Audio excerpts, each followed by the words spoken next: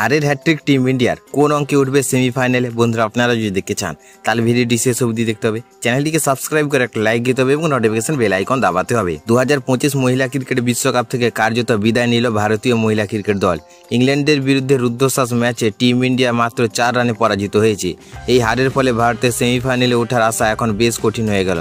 বর্তমানে ভারত এবং নিউজিল্যান্ড দুই দলই 4 পয়েন্টে রয়েছে এবং দুই দলেরই হাতে রয়েছে 2টি করে ম্যাচ। ফলে ভারতের পরবর্তী ম্যাচগুলো এখন বাঁচা মরার লড়াই হয়ে দাঁড়িয়েছে। যদি হরমনপ্রীত কৌর অ্যান্ড কোম্পানিকে শেষ 4-এ ওঠার আশা জিয়ে রাখতে হয় তাহলে আগামী ম্যাচটা যে কোনো মূল্যে জিততেই হবে। রবিবারের ম্যাচটি ছিল চলতি বিশ্বকাপের অন্যতম সেরা লড়াই।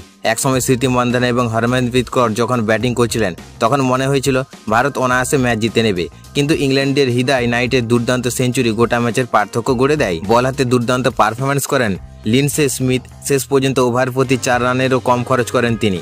সোফি এগলেনস্ট কিছুটা রান দিলেও তুলে নেন গুরুত্বপূর্ণ একটি উইকেট। দীপ্তি শর্মা যখন ম্যাচের মোড় ঘোরানোর চেষ্টা করছিলেন ঠিক তখনই ডিপ মিড উইকেটের ডাকলির হাতে ক্যাচ দিয়ে আউট হন। এই জয়ের ফলে ইংল্যান্ডের মহিলা দল নিশ্চিত করল সেমিফাইনালের জায়গা।